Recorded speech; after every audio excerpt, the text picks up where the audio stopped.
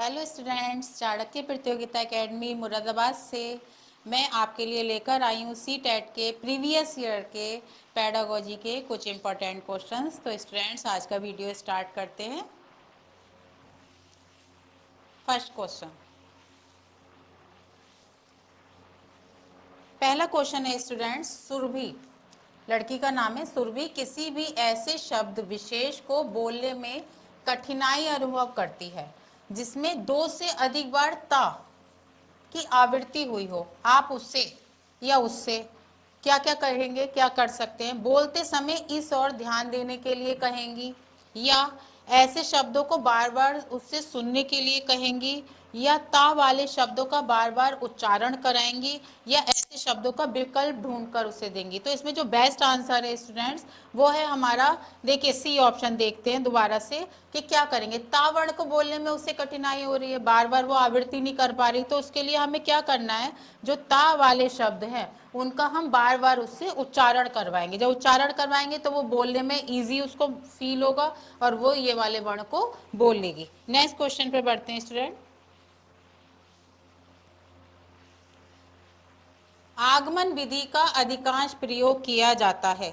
ऐसी कौन सी टीचिंग वो है, शिक्षण है जिसमें हम आगमन विधि का सबसे ज्यादा प्रयोग करते हैं? व्याकरण में, पहला ऑप्शन है। दूसरा है साहित्य के शिक्षण में, तीसरा है अभिक्रमित अनुदेशन में, या चौथा है पर्यवेक्षित व्यापन में। तो ये तो है नहीं सुपरविजन के लिए, ये तो कि जब बच्चा क्लास में कोई जिसे आप रिटिन कुछ वर्क दे रहे हैं उसमें आपके सुपरविजन में कर रहा है, इसमें भी नहीं है क्योंकि ये एक कंप्यूटर रिलेटेड टेस्ट होता है स्टूडेंट्स का। साहित्य शिक्षण में डायरेक्ट सीधा सीधा पढ़ा जाता है साहित्य। व्याकरण शिक्षण में, व्याकरण के शिक्षण में हम इस विधि का प्रयोग कर सकते हैं, क्योंकि व्याकरण शिक्षण में हमें क्या करना होता है, पहले हम आगमन विधि में उदाहरण समझाते हैं और उदाहरण के बाद उसी से ही हम उसका नियम स्पष्ट कर देते हैं। पहले उदाहरण फिर नियम, और छोटे बच्चों को इसी विधि से पढ़ाया जाता है। तो व्याकरण शिक्षण में ये महत्वपूर्ण विधि है आपकी।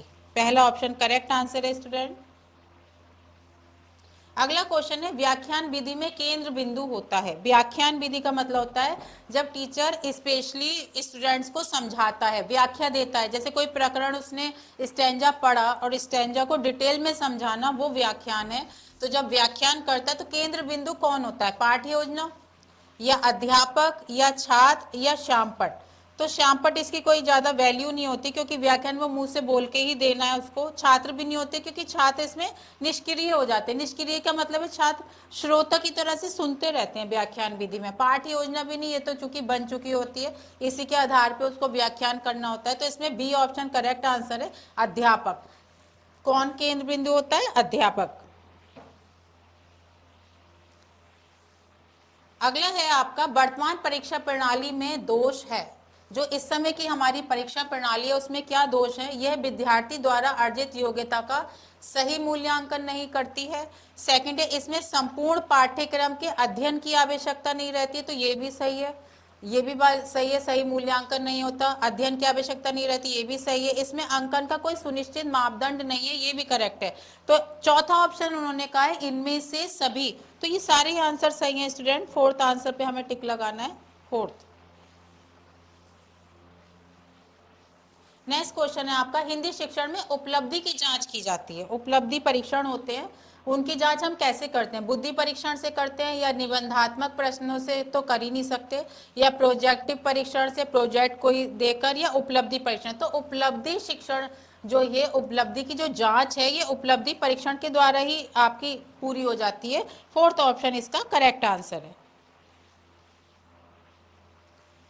नेक्स्ट है आपका, सूक्ष्म शिक्षण में कक्षा का आकार कैसा होता है? जो छोटी कक्षा होती है, जो जिसमें हम माइक्रो टीचिंग करते हैं, उसमें कक्षा का आकार क्या होता है? इसमें 5 से 10 विद्यार्थी होते हैं, या 10 से 20 विद्यार्थी होते हैं, या 20 से 25 होते हैं, या 15 से 18 होते हैं। तो ए ऑप्शन करेक्ट आंसर है। इसमें 5 से 10 विद्यार्थी होना जरूरी है, 5 से 10, ए ऑप्शन। अगला है, उपलब्धि परीक्षण के संबंध में कौन सा कथन उपयुक्त नहीं होता? उपलब्धि, जैसे कि ए ऑप्शन देखते हैं, मौखिक परीक्षा में पक्षपात की आशंका रहती है। सेकंड है, निबंधात्मक प्रश्नों के मूल्यांकन में वस्तुपरकता का अभाव रहता है। तीसरा है आपका क्रियात्मक परीक्षाओं में शाब्दिक ज्ञान का महत्व नहीं होता, और फोर्थ है वस्तुनिष्ठ परीक्षा में मौलिकता का विकास होता है। तो कौन सा जरूरी नहीं है? ये जरूरी नहीं है, वस्तुनिष्ठ परीक्षा में मौलिकता का विकास होता है। डी ऑप्शन करेक्ट आंसर है स्टूडेंट्स इसका। नेक्स्ट है आपका द्वितीय भाषा शिक्षण की तुलनात्मक विधि क्या होती है? सिद्धांत प्रणाली या व्यतिरेक विधि या व्यास प्रणाली या तुलना विधि? तुलना में तो तुलना की जाती है, व्यास में किसी को चीज को डिटेल में बताया जाता है, सिद्धांत प्रणाली में नहीं है। इसका है बी ऑप्शन करेक्ट आंसर, व्यतिरेकी विधि। नेक्स्ट है आपका सूक्ष्म शिक्षण में छात्र अध्यापक द्वारा प्रक्रिया का अंग नहीं है। सूक्ष्म शिक्षण वही हो गया माइक्रो टीचिंग, इसमें कौन सा अंग नहीं है? पाठ्य योजना का निर्माण तो होना जरूरी है, इसके बिना सूक्ष्म शिक्षण हो ही नहीं सकता। फिर पढ़ाना भी जरूरी है, फिर दोबारा से फिर पुनः शिक्षण भी जरूरी है। उद्देश्य कथन, इसमें उद्देश्य कथन का होना जरूरी नहीं है स्टूडेंट। फोर्थ ऑप्शन इसका करेक्ट आंसर है। नेक्स्ट क्वेश्चन है मौन वाचन का प्रकार इनमें से कौन सा है? मौन वाचन का मतलब होता है जब हम मन ही मन में किसी भी चीज को याद करते हैं या पढ़ते हैं। सबसे अच्छा वाचन यही कहलाता है वैसे, संवेद वाचन या द्रुत द्रुत का मतलब होता है तेज गति से पढ़ना, या व्यक्तिगत वाचन या अनुकरण। तो अनुकरण में भी मौन नहीं हो सकता, क्योंकि बच्चा जो सुनेगा वही बोलेगा। तो इसका सी ऑप्शन करेक्ट आंसर है, व्यक्तिगत वाचन, जब आप अपनी पर्सनल स्टडी करते हैं, सेल्फ स्टडी बोलते हैं जिसे।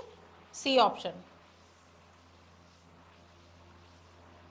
नेक्स्ट क्वेश्चन है आगमन विधि में छात्र अग्रसर होता है। आगमन विधि यानी वही जो अभी मैंने आपको बताया उदाहरण से नियम की ओर, किधर इस अग्रसर होगा? विशिष्ट से सामान्य की ओर। तो पहले ही ऑप्शन इसका करेक्ट आंसर है, चारों पर नहीं जाते, विशिष्ट से सामान्य की ओर अग्रसर हो जाता है।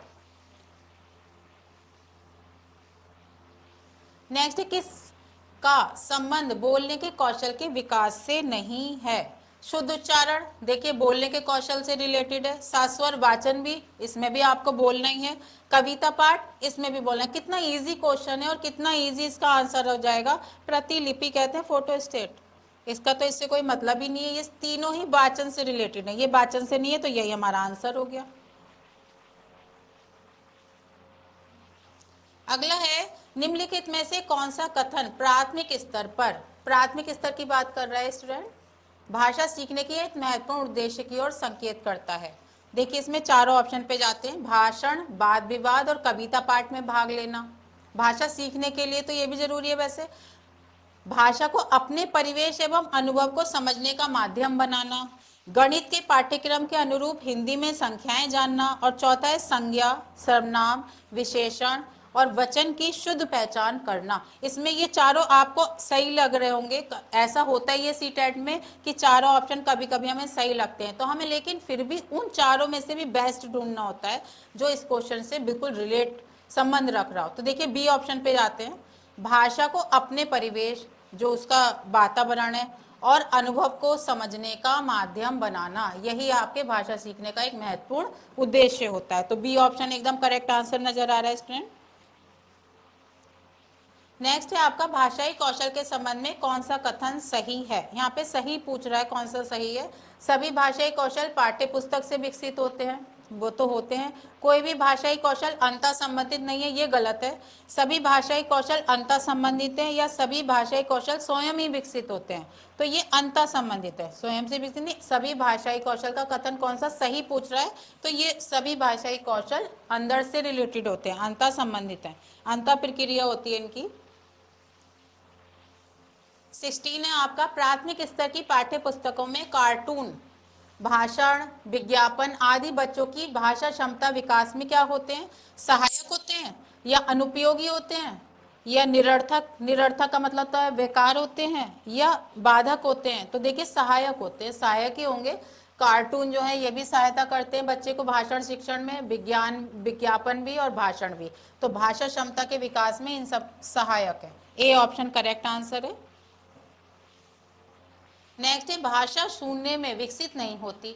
इसका शैक्षिक निहितार्थ है कि भाषा सीखने के लिए डैश लगा हुआ है, यानी इसमें आपको देना है अनिवार्य है। क्या चीज अनिवार्य होती है? विद्यालय की पढ़ाई लिखाई, या भाषा प्रयोगशाला, या पारिवारिक संवाद, या सामाजिक अंतःक्रिया। तो इसके लिए देखिए जरूरी है डी ऑप्शन, सामाजिक अंतःक्रिया होना जरूरी है।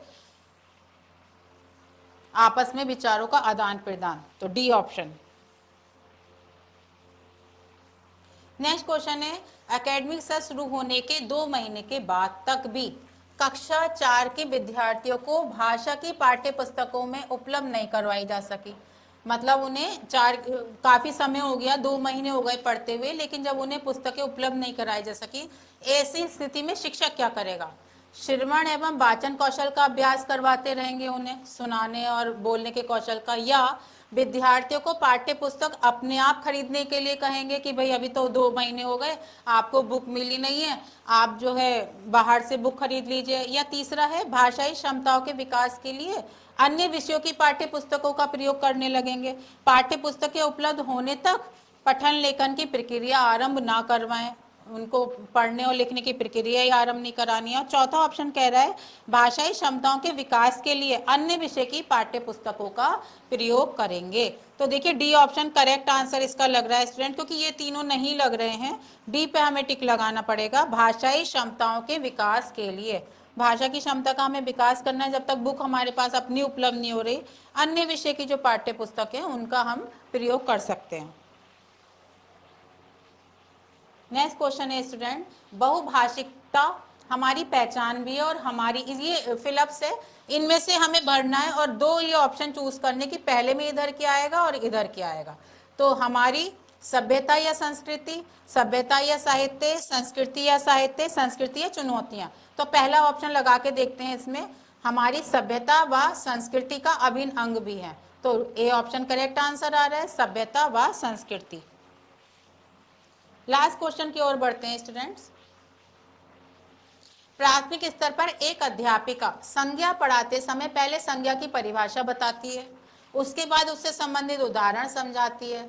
अध्यापिका व्याकरण शिक्षण की कौन सी विधि उपयोग कर रही है? तो देखिए परिभाषा बता रही है, पहले उदाहरण बताया जा रहा था आगमन विधि में, और परिभाषा के बाद नियम समझाए जाते हैं निगमन विधि में। तो हमारा तीसरा ऑप्शन करेक्ट आंसर है, निगमन विधि। तो स्टूडेंट्स आज के लिए इतना ही काफ़ी है, नेक्स्ट वीडियो लेकर फिर आपके लिए आते हैं। Thank you.